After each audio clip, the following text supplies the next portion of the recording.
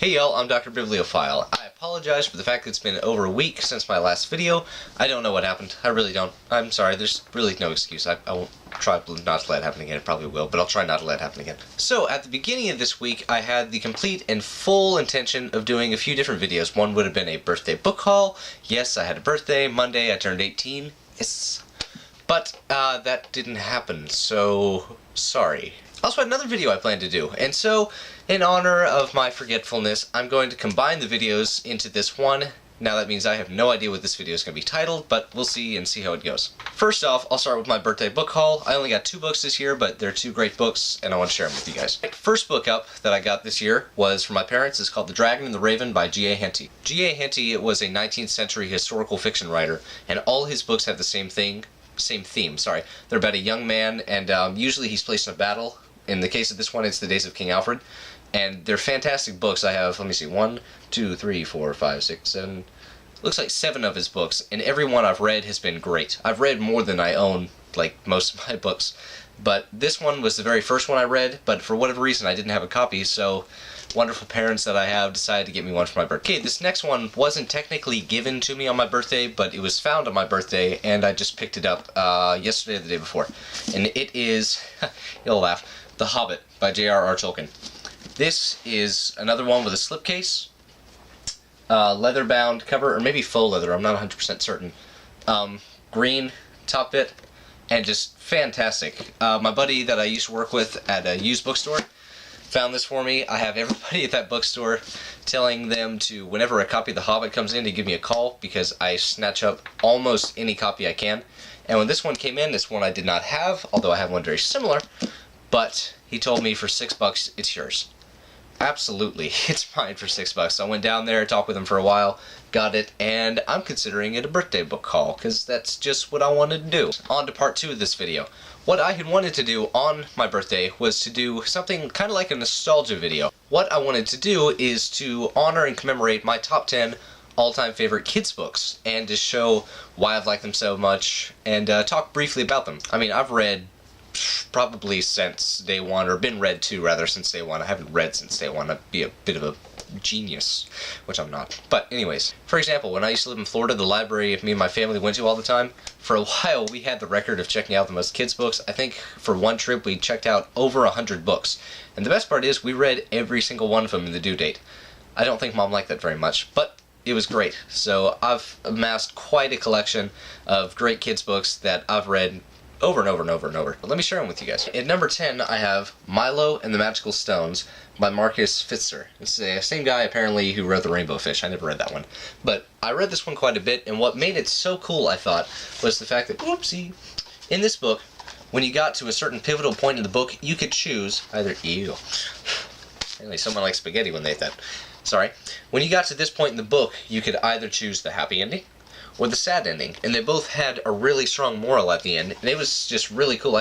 You don't see very many books that are designed like this, but it went well, and it always stuck with me. The next 4 books, so 9, 8, 7, and 6, are all in the same series, but they're great, and it's kind of cheating because I couldn't find 4 others to fill the space with. I know, hate on me later.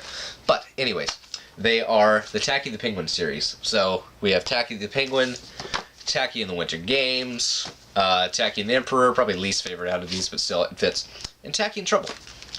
These are the most off-the-wall, just fun kids books to have. It's by Helen Lester, illustrated by Lynn Munsinger, and they're just a lot of fun. I remember my dad would always read these to me, and whenever my dad reads, he always says voices for every single character within the kids books. Thankfully he doesn't do that now, that'd be really annoying, but when reading these, it's just great to sit down with Dad and have him read to you and have a great time laughing the entire time you're being read. These ones will just always have a special place in my heart, along with everything else in this list. Next. Now, I know you guys have heard of this book. If nothing else on my entire list, hopefully you have heard of this. And that would be If You Give a Pig a Pancake by Laura Numeroff, illustrated by Felicia Bond. The closest thing I can equivalent these books to in today that are still being published is those Geico commercials that come out saying, when you feel upset, you want to take the power back, and when you take the power back, etc., etc. That's how these books are set up. It starts out just saying, let me show you real quick. If you give a pig a pancake, she'll want some syrup to go with it. If you give her some of your maple syrup, she'll probably get all sticky. And it goes like that to the entire book until it cycles back around, similar to the commercials. These are a lot of fun. The other ones in the series are you give a mouse a cookie, and if you give a moose a muffin. I liked all of them, but this is the only one we actually own. They're a ton of fun. If you guys have little kids, nieces, nephews, whatever, get the book. You'll have a lot of fun with it, I promise. Number 4, this is kind of a cheating again. This is a bind-up. It's called The Christopher Churchmouse Treasury by Barbara Davendale. Pictures by Dennis Hockerman. Hockerman? That's a cool name. Hockerman. But yeah, this is a bind-up of all the Christopher Churchmouse series, and they are, for kids' books, they really have quite a bit of words, as bad as that sounds, but a lot of kids' books are just mainly pictures and a couple things slapped on here and there.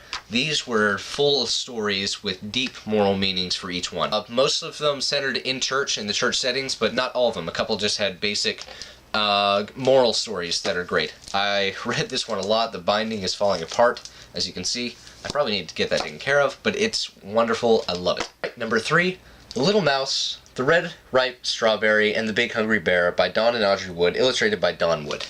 This one was great. I don't know how many times my mom read this to me and would just... I mean, it's a bit threatening. I mean, when you see the giant bear coming after you, it's a little bit mildly terrifying for a small kid, but wonderful. Wonderful. It's a simple book, so I can't just sit here and give like a 30-minute review of it or something, but it's wonderful. If nothing else, the illustrations are great. Number 2, The Monster at the End of This Book, starring lovable, furry old Grover. This one, my mom, I don't know how many times had to read this to me. I mean, I got to a point I could basically recite the book, but it's funny. The whole premise of the book is Grover doesn't want you to get to the back of the book because he's heard a rumor that there is a monster at the end of the book. If you know Sesame Street, these guys are monsters. So the whole thing is just not wanting to get to the end of the book and see him. So it's really good. It's a golden book. We didn't have a ton of these, but the ones we had usually, I'm surprised it's still together with how much it's been read. And lastly, my number 1 all-time favorite kids book growing up is... I gotta say this right. Hooray for Watney Wet by Helen Lesser, illustrated by Lynn Munsinger. Right, Helen Lesser is probably my favorite children's author. I have quite a few of her books just from growing up. So do my brother and sister, and they're just so much fun to read. The illustrations are wonderful. The illustrator deserves more credit than maybe he gets. I don't know. Maybe he's well recognized. I don't keep up. This was another one my dad would read a lot and do the voices for every single thing. As a little kid, I remember every single time this was read, just rolling on the floor laughing, or just enjoying being that close to my parents every single time. And so that is why, without a doubt, Hooray, it's so hard to say, Hooray for Watney Wet has got to be my favorite kids book of all time. So that's my top 10 kids books. What is yours? Please, post a response video to this. I want to see what you guys grew up reading. If you guys like what you saw, please like, comment, and subscribe. And always remember, reading is the special key to take you where you want to be. Thanks, and God bless. Bye.